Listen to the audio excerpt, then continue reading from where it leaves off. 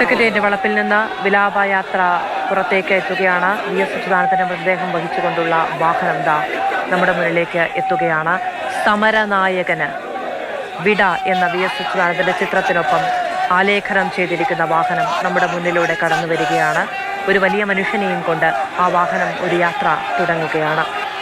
കാലത്തിന് കാവൽ നിന്ന ഒരു മനുഷ്യൻ, അല്ലെ? മനുഷ്യർക്കും ആ കാലഘട്ടങ്ങളെ അടയാളപ്പെടുത്തിയ മനുഷ്യ സഞ്ചയങ്ങൾക്ക് കാവൽ നിന്ന ഒരു വലിയ മനുഷ്യൻ വിടവാങ്ങുകയാണ്.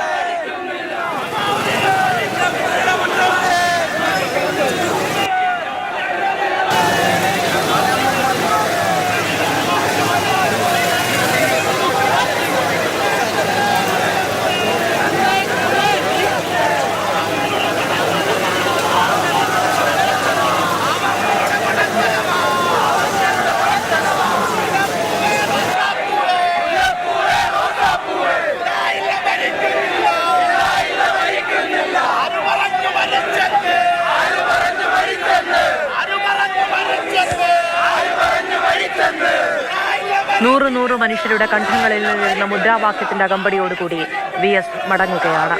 ഓരോ കാഴ്ചകളും നമ്മളെ മുന്നിലേക്ക് ആയിരക്കണക്കിന് ഓർമ്മകൾ, നൂറുകണക്കിന് ഓർമ്മകൾ കൊണ്ടാണ് എഴുതച്ചേർക്കപ്പെടുന്നത്. വി.എസ്. അച്യുതാനന്ദൻ എന്ന വ്യക്തി, അദ്ദേഹം ബാല്യകാലത്തിൽ അനുഭവിച്ച പീഡനങ്ങൾ, പട്ടിണി, വിധി എന്ന ആ കാലത്ത് വിശ്വസിച്ച കാര്യങ്ങൾ, വി.എസ്. എന്തുകൊണ്ടാണ് ഈശ്വര വിശ്വാസിയാകാതിരുന്നത് എന്നൊരിക്കൽ വി.എസിനോട് ഒരാൾ ചോദിക്കുകയുണ്ടായി. പണ്ടൊക്കെ ഈശ്വര വിശ്വാസിയായിരുന്നു, കുറേയേറെ പ്രാർത്ഥിച്ചിട്ടുമുണ്ട്. അമ്മയ്ക്ക് വസൂരി വന്ന് അമ്മയെ ഒറ്റയ്ക്ക് ഒരു ഓലപ്പുരയിൽ താമസിക്കുന്ന സമയത്ത് അമ്മ തിരിച്ചു വരും എന്ന് കരുതി അമ്മയുടെ അസുഖം ഭേദമാകണമെന്ന് പ്രാർത്ഥിച്ചിട്ടുണ്ട്. പിന്നീട് 10-11 വയസ്സാകുമ്പോൾ അമ്മയില്ലാത്ത സങ്കടമറിയാതെ വളർത്തിയ അച്ഛനും രോഗങ്ങളുണ്ടാകുന്നുണ്ട്. അച്ഛൻ തിരിച്ചു വരണമെന്ന് പ്രാർത്ഥിക്കുന്നുണ്ട്, അതും കേട്ടില്ല.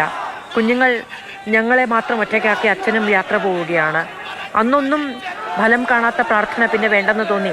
അന്നൊന്നും വിളി കേൾക്കാത്ത ഈശ്വരനെ പിന്നെ വിളിക്കണമെന്ന് തോന്നിയില്ല എന്നാണ് പറഞ്ഞത്. ഈശ്വരനില്ല എന്നല്ല അന്ന് വി.എസ്. പറഞ്ഞത്. അദ്ദേഹത്തിന്റെ വിശ്വാസം മാത്രമേ പറഞ്ഞിട്ടുള്ളൂ, മറ്റുള്ളവരുടെ വിശ്വാസങ്ങളിലേക്കല്ല പോയത്. പിന്നെ വിളിക്കണമെന്ന് തോന്നിയില്ല എന്നാണ് പറഞ്ഞത്. 7ാം ക്ലാസ് വരെ മാത്രം പഠിച്ച ഒരു മനുഷ്യനാണ്.